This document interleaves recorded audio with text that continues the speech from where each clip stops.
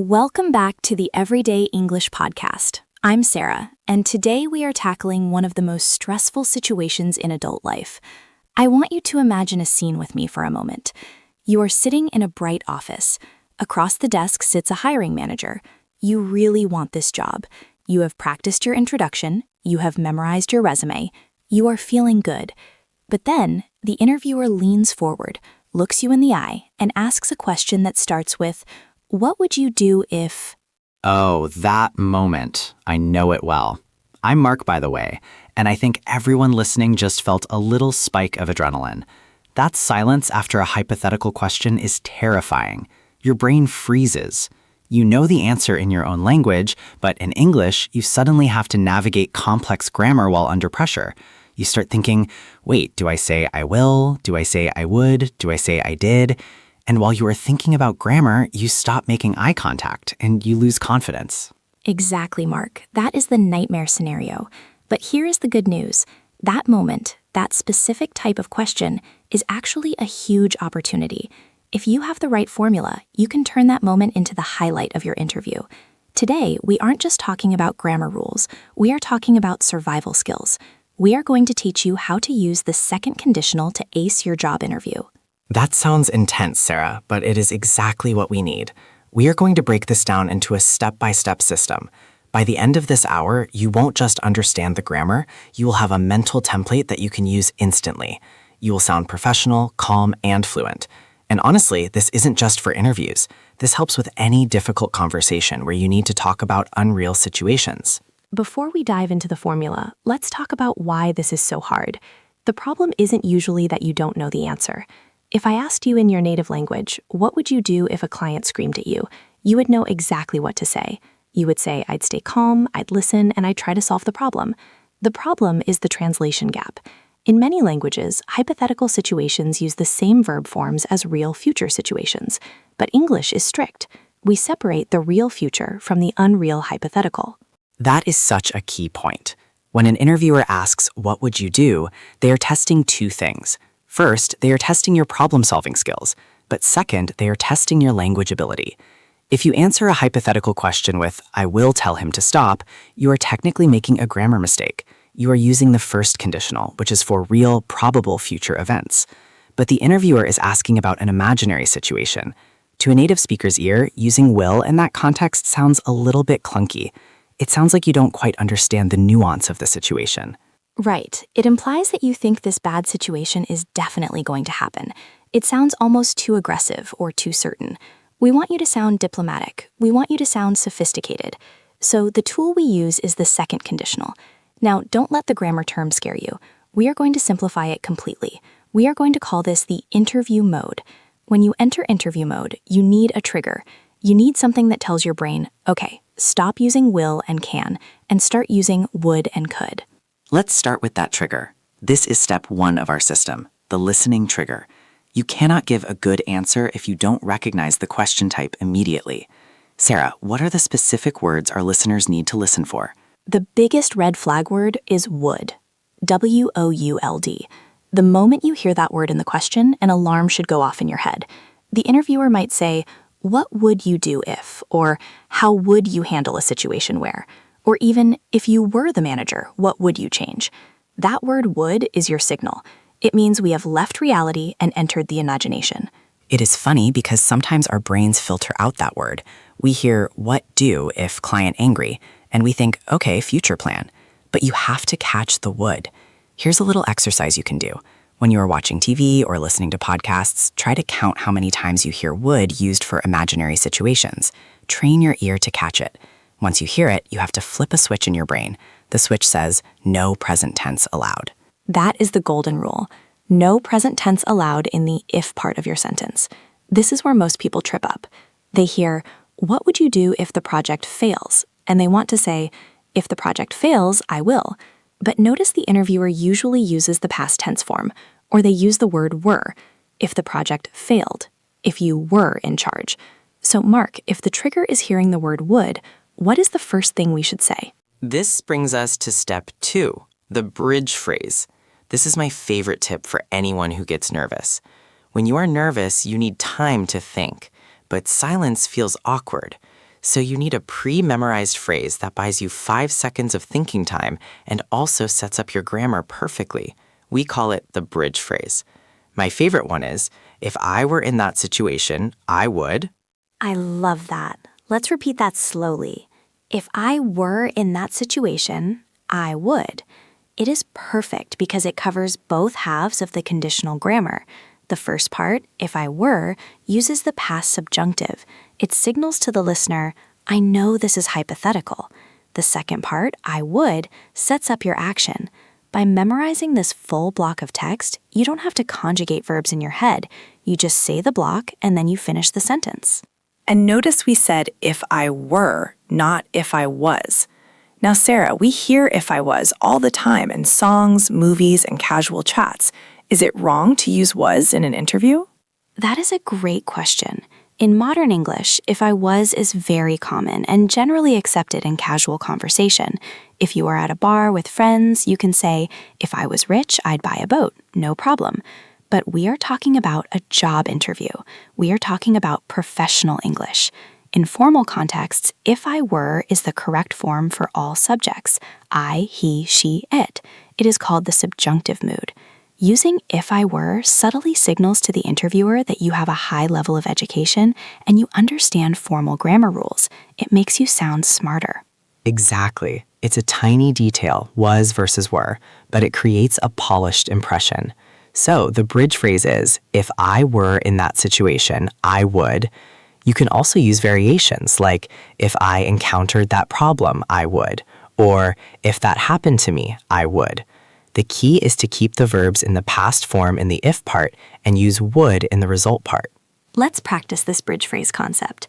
I am going to ask you a question mark, and I want you to use the bridge phrase to start your answer. Ready? I am ready. Okay. Mark, imagine we are on a tight deadline and your computer crashes, losing all your work. What would you do? Okay, I hear the trigger would. I'm going to use the bridge. If I were in that situation, I would immediately inform my supervisor and call IT support. Perfect. You didn't hesitate. You didn't say, if I am in that situation. You didn't say, I will call IT. You said, if I were, I would. It sounds so smooth. And to our listeners, do you see how that bridge phrase gave Mark a second to breathe? He didn't have to rush into the solution immediately. He laid the foundation first. It really does help calm the nerves. It's like a safety net. Now, once you have your bridge phrase, you need to deliver the actual content of your answer. This brings us to step 3, softening your language. This is where you move from intermediate to advanced. Sarah, why is softening so important in English, especially in business? English business culture, particularly in the UK, US, Canada, and Australia, places a huge value on politeness and indirectness. Direct translation from other languages can often sound too blunt or aggressive. For example, if I ask, what would you do if a coworker was lazy? And you answer, I would tell him to work harder. That sounds a bit confrontational. It sounds like you might be a difficult person to work with. Right. I would tell him is grammatically correct, but socially risky. We want to use softeners.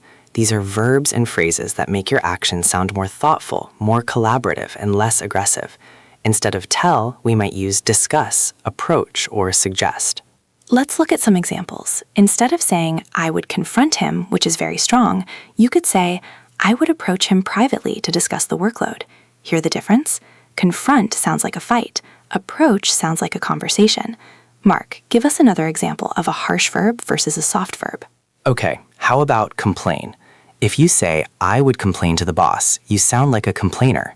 Nobody wants to hire a complainer. Instead, try report, or even better, raise the issue. So, if I noticed a safety hazard, I would raise the issue with the safety manager. It sounds professional and responsible, not emotional. Another great way to soften your language is to use adverbs. Instead of just saying, I would ask him to stop, you can say, I would politely ask him to stop, or I would respectfully disagree. These little words show that you have emotional intelligence. They show that you know how to handle conflict without exploding. And don't forget the phrase, I would try to, or I would aim to. Sometimes saying, I would fix it sounds a bit arrogant because maybe you can't fix it instantly. Saying, I would try to resolve the conflict shows humility. It shows you are making an effort, but you acknowledge the difficulty. So let's recap our 3 steps so far. Step 1, hear the trigger would. Step 2, use the bridge phrase, if I were in that situation, I would. Step 3, use soft professional verbs like approach, discuss, or raise the issue. Now I think we need to put this all together. We need to see how this works in a full answer. Mark, shall we do some role-play scenarios? I think that is a great idea. We have prepared 3 common interview scenarios. These are the classic tough questions that make people sweat. For each one, we will model a bad answer, maybe one with grammar mistakes or a bad tone, and then a perfect answer using our system. Listeners, I want you to listen closely to the differences. Scenario number 1, the angry client. This is a classic. Mark, you be the interviewer. Okay, Sarah, tell me, what would you do if a client called you screaming and shouting about a mistake that wasn't your fault? Okay, here is the bad answer first. If the client calls me screaming, I will tell him to calm down. It is not my fault, so I will explain that he is wrong, and I will hang up if he is rude. Ooh, okay. Let's pause. The grammar wasn't terrible, but it was first conditional. If he calls, I will tell. It sounds too real. And the tone, I will tell him he is wrong. That is a disaster. You just failed the interview. I know, I sounded very defensive. Now, let me try again using the system. Bridge phrase, soft verbs, second conditional. Go ahead. What would you do if a client called screaming?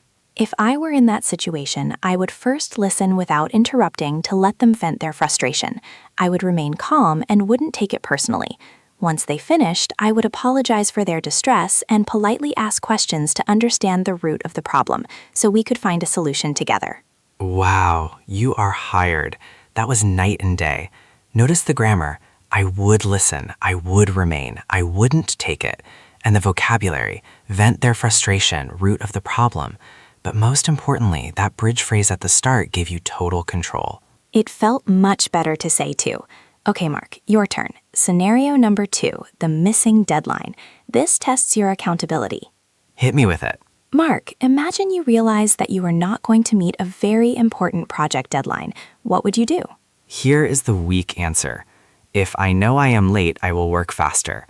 Maybe I will stay at night. I will try to finish it. It's okay, but again, if I know, I will work. It sounds a bit basic, and stay at night is a bit unnatural. We usually say work late or work overtime. It lacks professionalism. Agreed. Now, let me apply the formula. If I were in that position, I would communicate the issue to my manager as soon as possible. I wouldn't hide the problem. Instead, I would propose a new timeline or ask for additional resources to ensure the quality of the work remains high. I would also analyze why the delay happened to prevent it in the future. Excellent. I would communicate, I wouldn't hide, I would propose. You sounded proactive, you sounded like a leader, and you used the negative form perfectly. I wouldn't hide the problem. That is a great structure to remember. Sometimes saying what you would not do is just as powerful as saying what you would do. That is a great tip. I wouldn't panic, I wouldn't blame others, I wouldn't ignore it. These show strong character. Okay, Sarah, let's do one more. This one is tricky, the ethical dilemma. This tests your integrity. Okay, Mark, what would you do if you saw a colleague stealing office supplies? Oh, the snatch question. Okay, let me try the bad version. If I see him stealing, I will tell the boss immediately. Stealing is bad. It's a bit childish, isn't it? Stealing is bad. And again, the grammar is, if I see, I will tell. It feels like you are a school kid telling on a classmate. Exactly, it lacks nuance. Here is the professional version. If I observed that behavior, I would be very concerned. However, I wouldn't jump to conclusions immediately. If I were sure about what I saw, I would likely speak to the colleague privately first to give them a chance to explain. If the behavior continued, I would feel obligated to report it to HR effectively to protect the company. That was masterful. If I observed, I would be concerned. I wouldn't jump to conclusions. You showed that you are careful and thoughtful. You didn't just react, you responded. This is what the second conditional allows you to do. It creates a hypothetical space where you can explore options safely.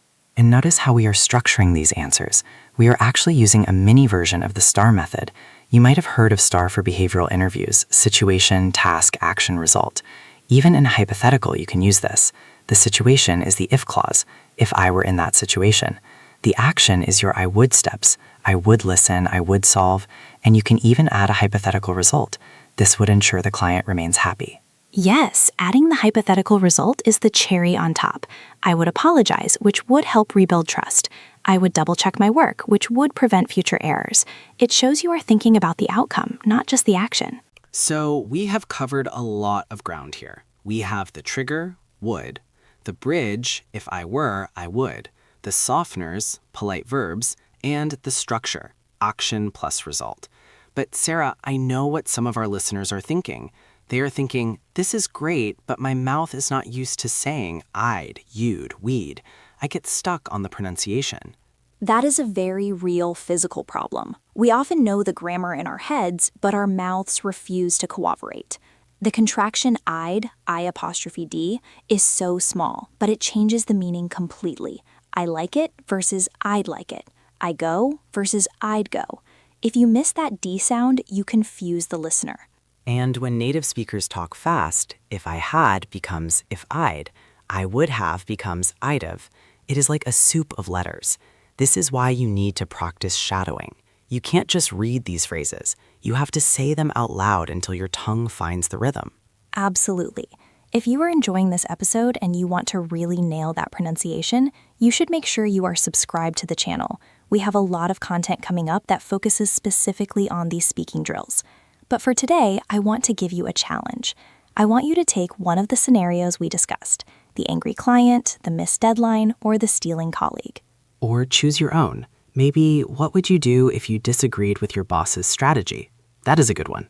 Yes, choose one scenario. Then I want you to write down your answer using the 3 steps we taught you.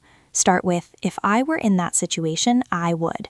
Use at least 2 soft verbs, and end with a hypothetical result. Write it down, and then read it out loud 5 times. 5 times is the magic number. The first time you stumble. The second time you check the grammar.